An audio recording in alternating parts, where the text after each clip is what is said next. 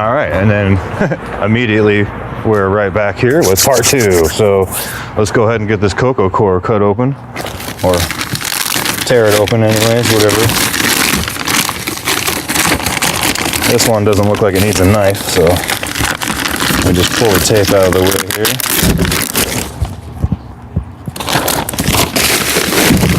I don't know if my microphone's picking up the sound or not, but one of my neighbors over there somewhere, their smoke alarm's been going off for like 2 weeks. So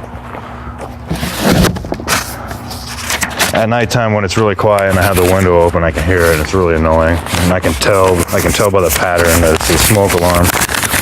Sounds just like mine. So we got our cocoa core unwrapped, and we're gonna place it in our wheelbarrow. We will bring the camera closer so you can get a look inside there while I dump the water on it, and then we're gonna pause it and wait for it to swell up. So hopefully I can do this without getting right in your way. So we'll just dump a little bit on top, and immediately it's already starting to swell up. And we'll just slowly dump the water on there and let it absorb.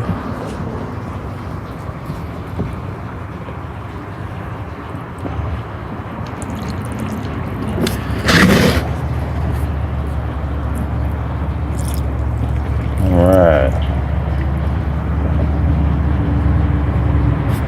And we'll just slowly dump the water on there and let it absorb. Alright, so I'm going to pause it, and we're going to come back when all the water has been absorbed. Alright, so. Okay. Now here we are. As you can see, it looks a lot different. It's expanded quite a bit. And I added 3 gallons of water. And here's another block I have for reference, so you can kind of see the difference there.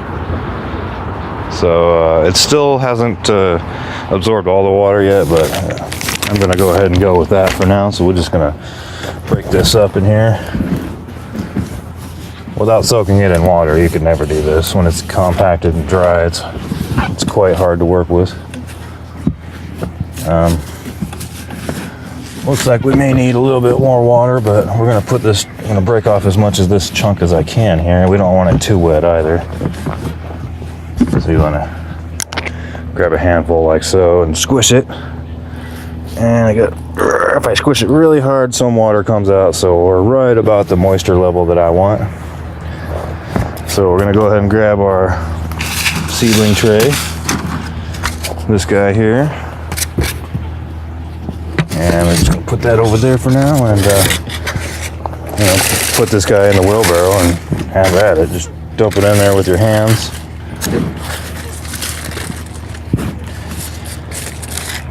And I find that you can reuse these things quite a bit. I bought these 2 years ago, I believe. And as long as you don't leave them outside in the sun to break down, they'll last you a little while. You can get a couple of years out of them. And then just scrape off the excess with your hand. See how it's nice and even now. So now we'll grab our tray, we'll place it in our tray. There we go. And now she's rigid. And we're just going to go ahead and place that down and use it as a table.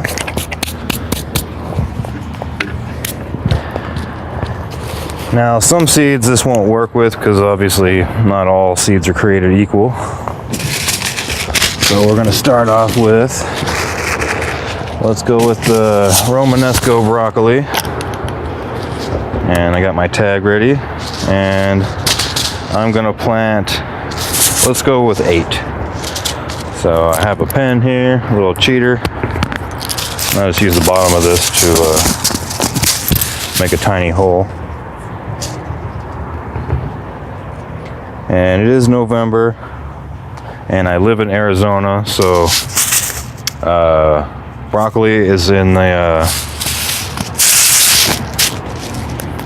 oh my goodness, I can't remember. brassica family, sorry. Brassica family, so they grow really well in cooler weather.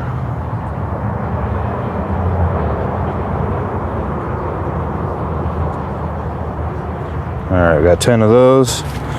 And then I'm going to write on the label here. I'm just going to put Romanesco.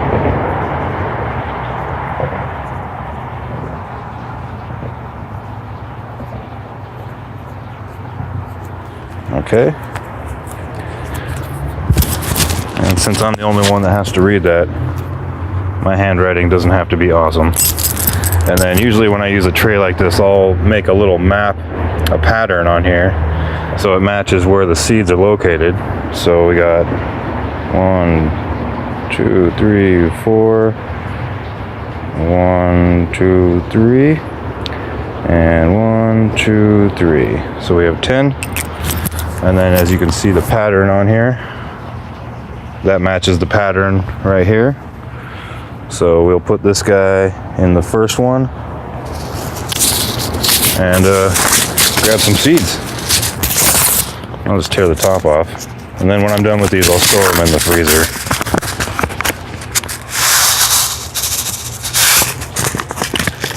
And typically a good rule of thumb when you're planting seeds is to plant 2. And if they both sprout, that's cool. Just pick out the smallest one.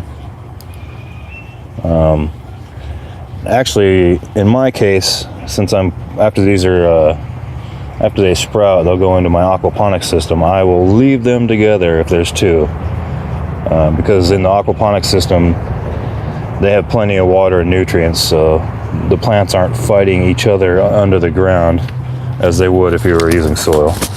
And I'm not knocking soil. Anybody can grow in soil. It's great if you can. It's probably the best thing to do. And then since we got those guys planted out here, I'm just going to take my hands and cover them up. And you don't want the seeds to be too deep either. I would say 1/4 inch is probably good. And we got to go back and check the time on the video. And we're at 7 minutes. Okay, so I'm actually not gonna record the rest of them because I have really bad luck with the camera deciding to stop in the middle of it and then making a 2-part video, which is really annoying to me. So we're gonna go with that. Hopefully my head's not chopped off. Let's double check the camera here. I think I'll be all right. If it is, I'm sorry. But yeah, that's how I do my seed starts. And let's see.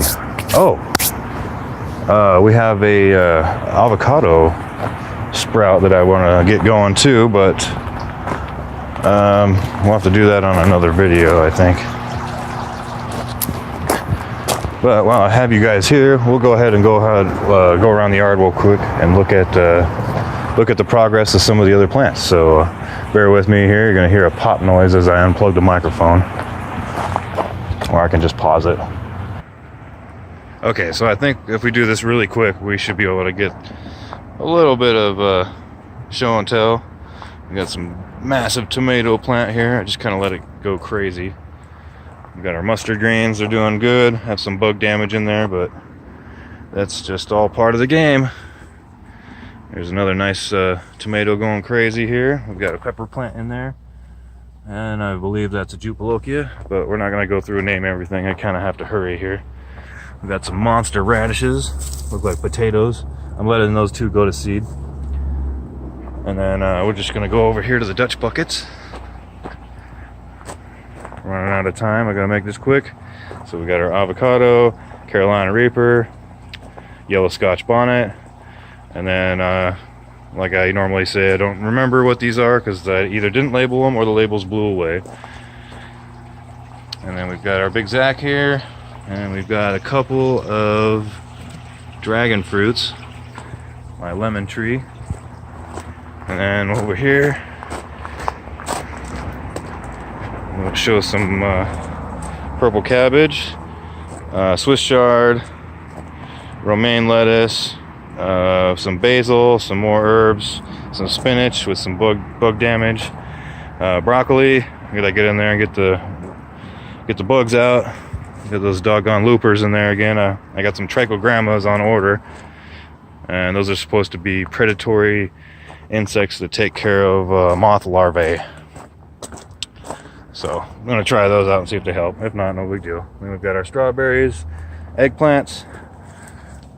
Looks like we have some ants doing their thing in here, so I'll have to treat those later. We've got our red lettuce, kale, and we have some really bad looking cauliflower. We have a really bad freaking loopworm problem in here, so I'll deal with that later off camera. But that's that. Hopefully it didn't cut out and make another video. So thank you guys for tuning in. I appreciate that. If you have any questions or comments, post those down at the bottom. Hit the like button, subscribe, click that little bell next to the subscribe button, and you'll get notifications each time I upload a new video, so you can follow along with some of my projects and the progress of my garden. So you guys have a great weekend. Thanks for tuning in again, and remember, keep building.